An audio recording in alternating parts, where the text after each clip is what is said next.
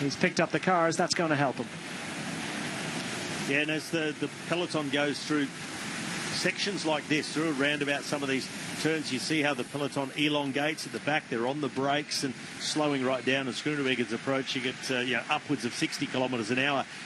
He may well just get himself back to the back of the peloton, but it's a whole nother kettle of fish to get yourself from in one of the last positions in the peloton and get yourself up here where these riders are and onto the front with just 7.5 kilometres to go.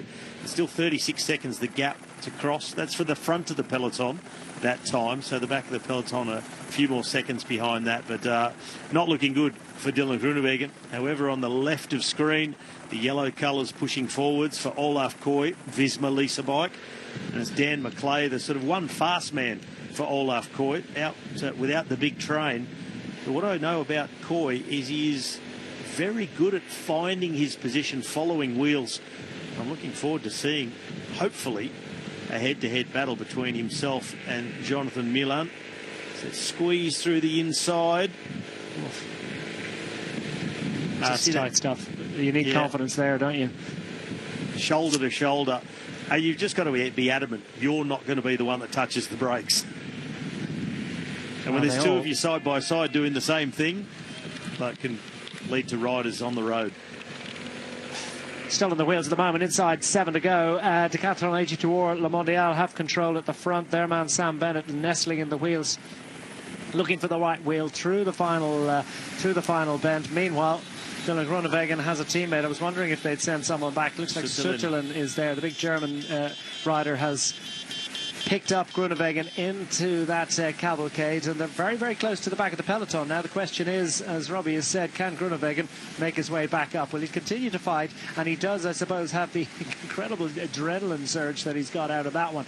Knitting their team together at the front, the Decathlon AG2R Le Mondial squads, as the Q36.5 team try to keep Tom Pidcock out of trouble as close to the front as possible. Visma Lease Bike hitting the front. Interesting that we're seeing them, and as you mentioned in the past, Olaf Koy so good at picking his moment to perfection. They put their strength on the front. Walter among their number. Now the Lidl Trek squad assembling at the front for Jonathan Milan. They managed to make their way and stay off the arm coat through that last little difficulty. We've got the Uno X squad on the right hand side, those red jerseys with the yellow stripes for their Verenskjold there.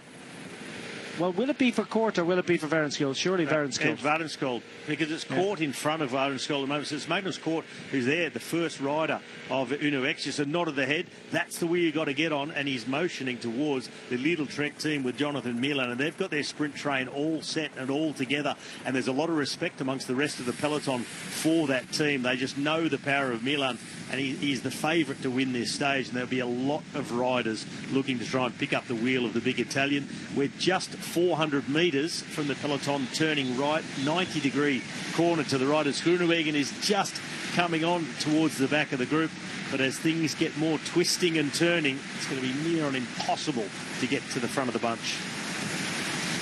Frantic stuff, isn't it? And they've had to throw another rider into this one. The big Patrick Gamper has gone there as well to assist Dylan Groenewegen with Jascha Sutherland. They're about to make their way past Shimano Neutral Service and Commissar, who will be put behind them, and they have objective one achieved, but only 4.5 kilometres to achieve the second one, and that's to put their man into the absolute perfect position that he needs to be with 300 metres to go. So 4.2 kilometres, you might say, for that, and no time to take a breather for Dylan Groenewegen. No time for a breather at the front. If you think it's intense at the back, well, can you imagine just what an investment of watts is required to maintain this pace well in excess of 50 kilometres an hour? What am I saying? It's probably closer to 60 kilometres an hour at this pace now. And just threading your way through is not going to be easy on these narrow roads. No, I mean, to get past this, I mean, look at what's ahead of Dylan Groenewegen to try and get past. Just inside 4 kilometres to go.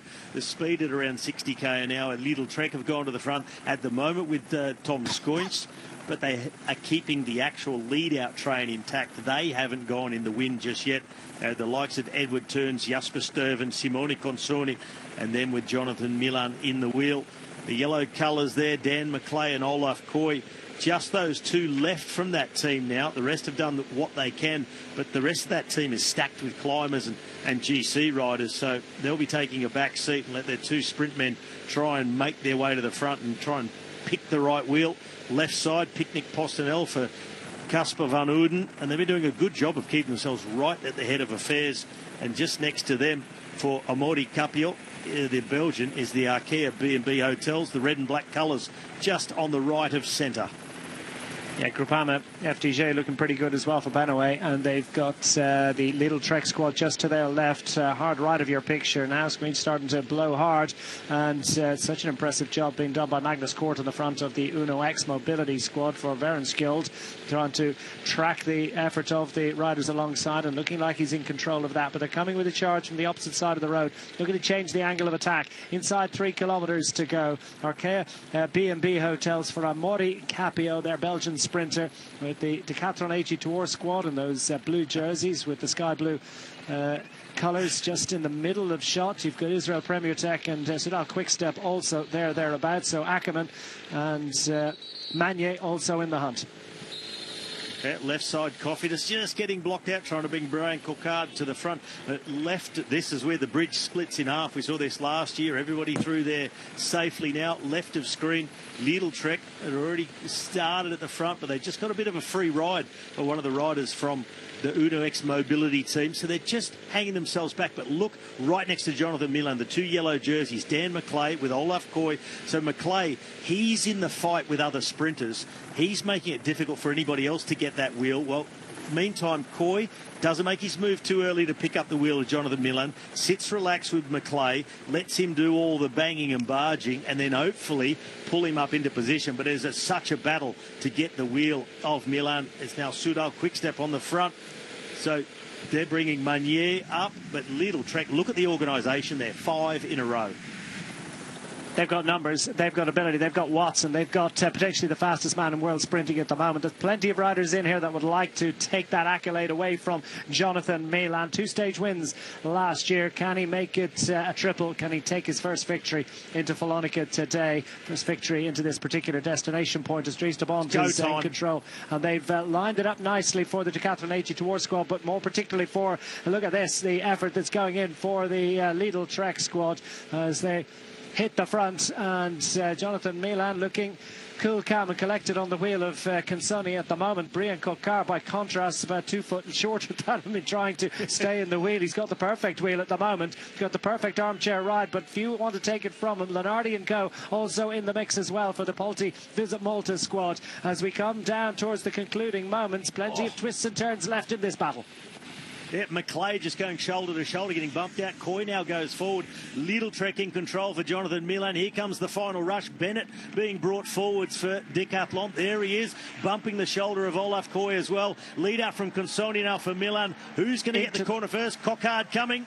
Who's going to win it into that final bend? It's absolutely perfect for Lidl Trek, and Jonathan Milan second around the final corner is what he wanted. He's ready to launch. They've all got his wheel, but who's good? Zilliard looks in good shape as well. Here comes Jonathan Milan. Jonathan Milan for glory for Italy for a second day in succession. No one's going to be able to come off his wheel as Jonathan Milan gets the glory for the Lidl Trek squad and makes it a 3rd success in Tirreno-Adriatico and gives the home fans something to cheer about. That textbook stuff, absolutely beautiful delivery from the Lidl Trek team, and he was able to convert with the watts that he's got to bring to the party. Second around the final corner, that's the place to be.